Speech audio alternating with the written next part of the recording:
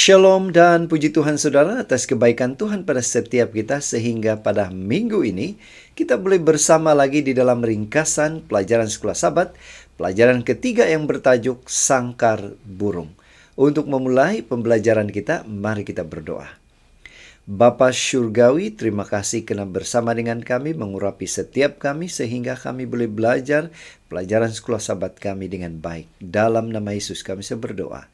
Amin. Sekali lagi saudara, tajuk sekolah Sabat kita pelajaran ketiga, Sangkar Burung. Yang menjadi pertanyaan, apa makna sangkar burung itu di sudut pandang rohani? Agak mudah untuk memahami bahwa syaitan itulah yang menyebabkan penderitaan. Tetapi, adakah Tuhan sendiri akan mengambil bahagian secara aktif dalam membimbing kita ke dalam pencobaan berat di mana kita mengalami kekeliruan atau kesakitan? Saudara, inilah pertanyaan besar sekolah Sabat kita pada minggu ini. Bacaan Alkitab adalah seperti yang tertera di screen kita masing-masing.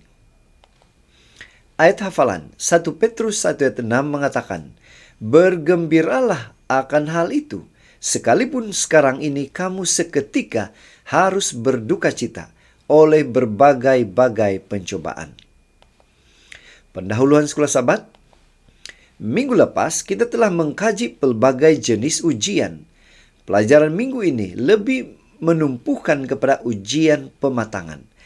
Walaupun benar bahwa banyak masalah kita ciptakan sendiri, namun Tuhan pada akhirnya adalah penguasa seluruh alam semesta dan sejarah bangsa-bangsa serta kehidupan individu kita. Tuhan mau kita berkembang sebagai individu, tetapi juga sebagai keluarga, sebagai community, dan sebagai bangsa-bangsa.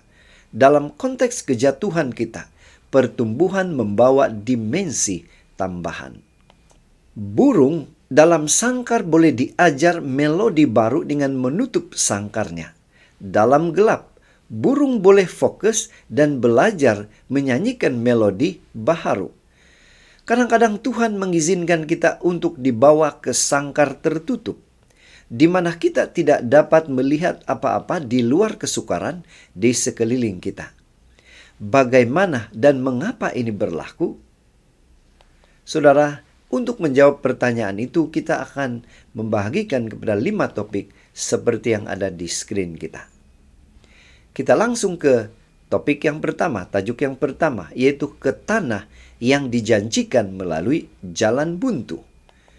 Bagaimana kita diuji? Ini pertanyaannya. Bagaimana kita diuji? Dengan membawa kita ke sangkar burung, yaitu tanah yang dijanjikan melalui jalan buntu. Saudara, sekolah Sabat kita membawa kepada firman Tuhan Keluaran 14 ayat 3. Maka Firaun akan berkata tentang orang Israel, mereka telah sesat di negeri ini. Padang gurun telah mengurung mereka. Tuhan membebaskan Israel dari Mesir, tetapi Dia tidak mahu mereka mengikuti jalan yang mudah, karena mereka mungkin berubah pikiran dan kembali ke Mesir. Keluaran 13 ayat 17. Sebaliknya, Tuhan membawa mereka, bangsa Israel itu, ke jalan buntu, yaitu jalan sukar pandangan mereka. Mereka dikelilingi oleh gunung dan laut di hadapan mereka. Keluaran 14 ayat 3. Kenapa? Ini yang menjadi pertanyaan. Untuk apa? Untuk menunjukkan kuasa penyelamatan Tuhan. Keluaran 14 ayat 13. Dan sebab yang kedua, sebagai bukti bagi orang yang tidak percaya. Keluaran 14 ayat 18. Nah, bagaimana dengan orang Israel? Mereka juga mempunyai sesuatu untuk dipelajari. Mereka perlu percaya bahwa Tuhan bersama mereka dan bahwa Dia boleh menyelamatkan mereka daripada sebarang keadaan atau masalah yang akan mereka hadapi. Kita harus menyerahkan pikiran dan hati kita kepada Tuhan, terutama dalam kesusahan. Kita mesti bersedia untuk membiarkan Tuhan mengajar kita. Keluaran 14 ayat 31. Tajuk yang kedua, air yang pahit. Bagaimana kita diuji? Ujian yang kedua yaitu dengan membawa kita ke sangkar burung, yaitu air yang pahit. Firman Tuhan mengatakan, Keluaran 17 ayat 7, "Dinamailah tempat itu Masah dan Meribah, oleh karena orang Israel telah bertengkar, dan oleh karena mereka telah mencobai Tuhan dengan mengatakan, adakah Tuhan di tengah-tengah kita atau tidak?" Selepas menyeberang Laut Merah, Tuhan memimpin Israel ke tanah kering, yaitu tiada air. Apabila mereka kehabisan air, mereka menjumpai air di Marah satu tempat. Tetapi air itu tidak boleh diminum. Keluaran 15:22 hingga 23. Nah, apa yang terjadi? Setelah atau selepas menjadikan air itu boleh diminum, Tuhan membawa mereka ke tempat yang kering semula, padang gurun. Ada yang menyangka Tuhan mahu membunuh mereka dengan kehausan. Keluaran 17 ayat 1 hingga 3. Saudara, bukankah orang Kristen sepatutnya mengharapkan Tuhan untuk membekalkan keperluan asas kita? Lukas 12 ayat 29 hingga 30 menjadi pertanyaan pada kita. Nah, Tuhan mahu mereka menyadari keadaan semasa mereka dan ingat bahwa Tuhan senantiasa menjaga mereka.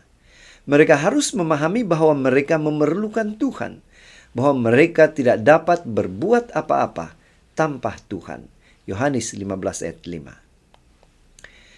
Pena Inspirasi mengatakan, dalam belas kasihan kepada kita, Dia atau Tuhan tidak selalu menempatkan kita di tempat yang mudah. Karena jika kita melakukannya dalam kecukupan diri kita, kita akan lupa bahwa Tuhan adalah penolong kita pada masa yang perlu. Kekecewaan dan ujian diizinkan untuk menimpa kita agar kita boleh menyadari ketidakberdayaan kita sendiri dan belajar untuk berseru kepada Tuhan untuk bantuan sebagai seorang kanak-kanak apabila lapar dan dahaga memanggil Bapa duniawinya. Reflecting Christ, Desember 5. Tajuk yang ketiga, kontroversi besar di gurun. Yang menjadi pertanyaan, bagaimana kita diuji? Hal ketiga atau perkara ketiga yang diizinkan untuk menguji kita dengan membawa kita ke sangkar burung, yaitu suasana kontroversi besar di gurun. Lukas 4 ayat 1 dan 2, terjemahan baru mengatakan, Yesus yang penuh dengan Roh Kudus kembali dari sungai Yordan, lalu dibawa oleh Roh Kudus ke padang gurun. Di situ ia tinggal 40 hari lamanya dan dicobai iblis. Selama di situ ia tidak makan apa-apa dan sesudah waktu itu ia lapar. Yesus dicobai di padang gurun oleh setan. Saudara, kadang-kadang kita tergoda oleh keinginan jahat kita sendiri. Yakobus 1:14. Pada masa yang lain, Tuhan meletakkan kita di tempat atau situasi di mana kita mungkin terbuka dengan godaan. Dalam case yang kedua, Tuhan sedang menguji kita. Dia meletakkan kita dalam piala atau situasi, dalam sangkar, untuk menyucikan kita, atau untuk membakar jika kita menyerah kepada godaan. Dalam situasi tersebut, kita mesti berpegang teguh pada janji Tuhan. 1 Korintus 10:13, dan menghadapi godaan seperti yang Yesus lakukan.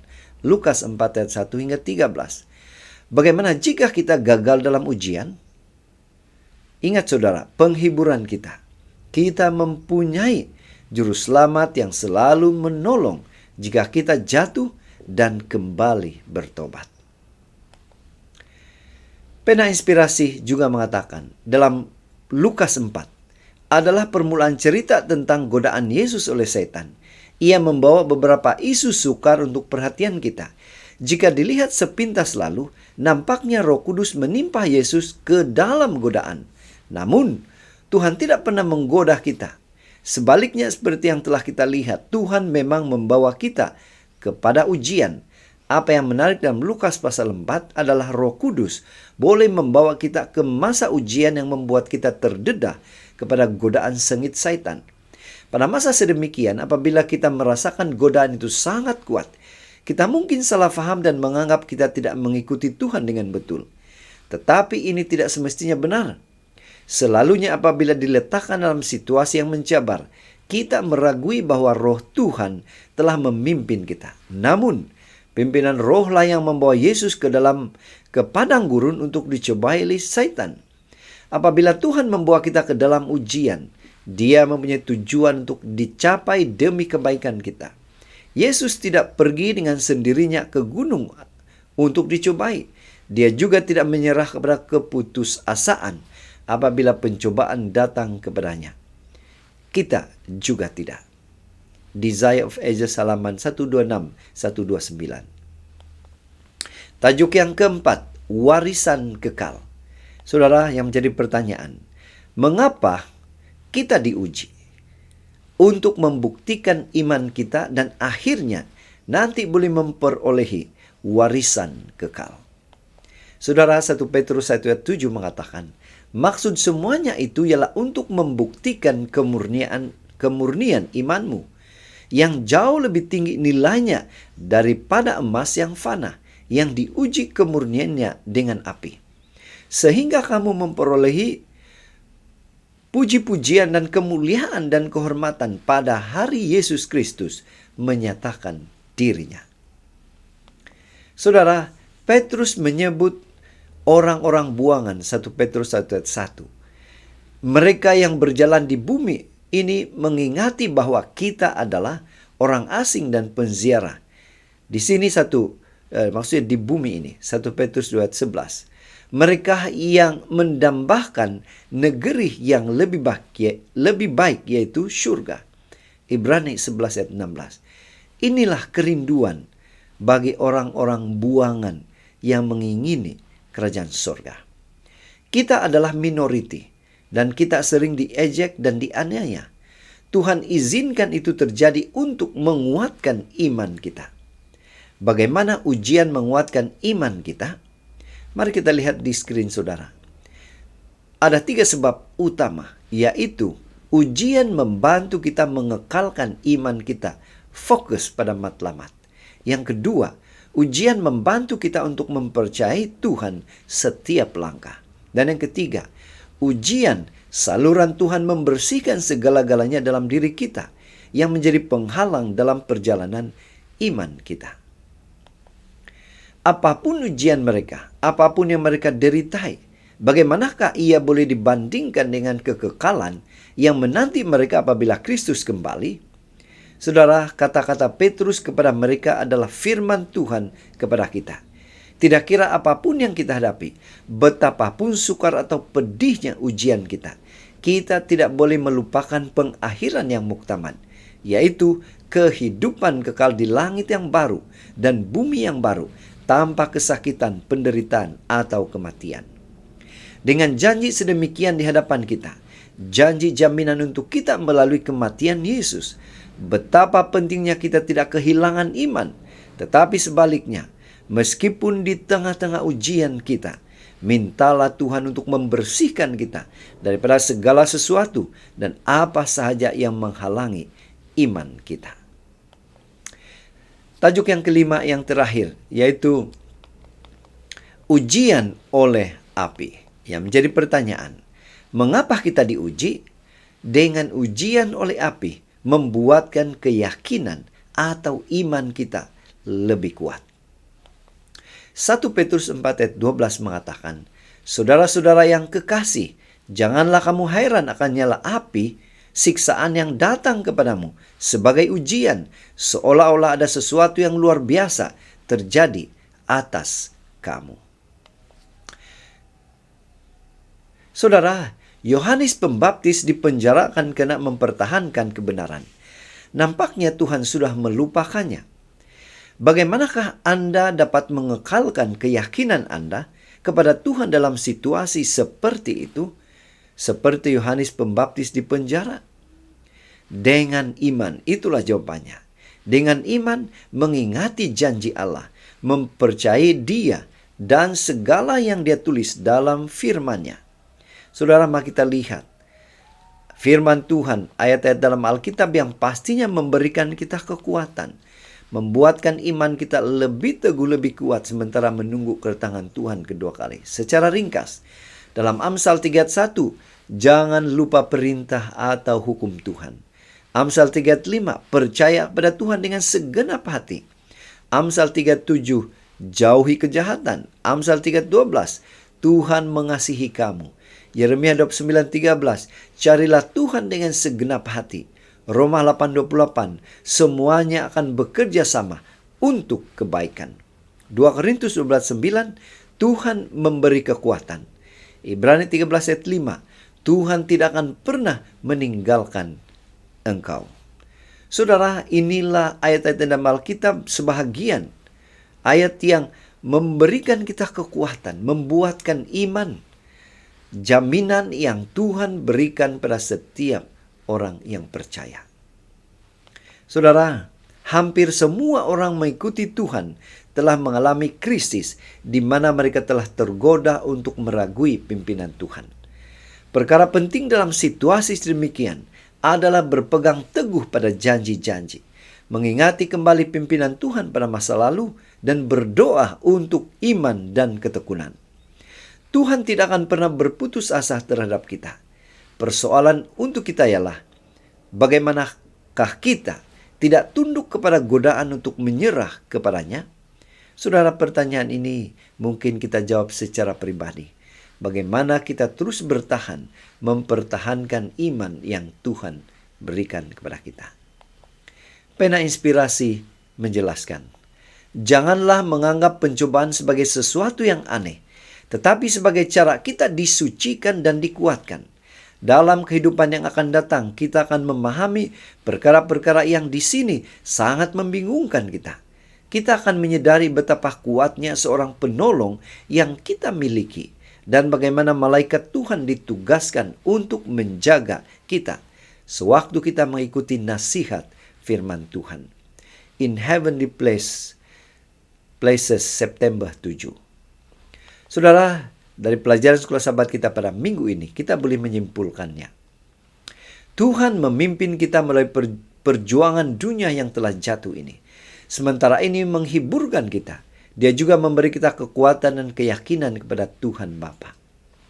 Kita bertumbuh hanya apabila kita benar-benar mengalami kasih-Nya yang tidak bersyarat untuk kita. Apabila kita committed untuk mengasihi Tuhan, kembali tanpa syarat, dan untuk hidup bersamanya, dan membenarkan Dia tinggal di dalam kita. Lagipun, oleh karena kita dan Tuhan sama-sama terlibat dalam konflik kosmik, kita committed untuk memihak kepada Tuhan dan mempromosikan kerajaan-Nya sebagai respon kepada Dia menyelamatkan kita daripada kerajaan dosa dan setan. Dengan cara ini, Tuhan menjadi Tuhan semesta alam yang memimpin kita dalam pengalaman ini, yang memimpin kita untuk bertumbuh, untuk diubah. Saudara, sekian saja ringkasan pelajaran sekolah sahabat pada minggu ini. Semoga ini boleh menolong kita di dalam mempelajari pelajaran sekolah sahabat kita. Tuhan memberkati kita. Mari kita berdoa. Bapa Surgawi, terima kasih atas kebaikan-Mu, mengurapi hamba-Mu dan setiap kami dalam mempelajari pelajaran sekolah sahabat kami sehingga kami mengerti dan boleh mengaplikasikan pengajaran yang kami telah pelajari. Dalam nama Yesus kami sudah berdoa. Amin.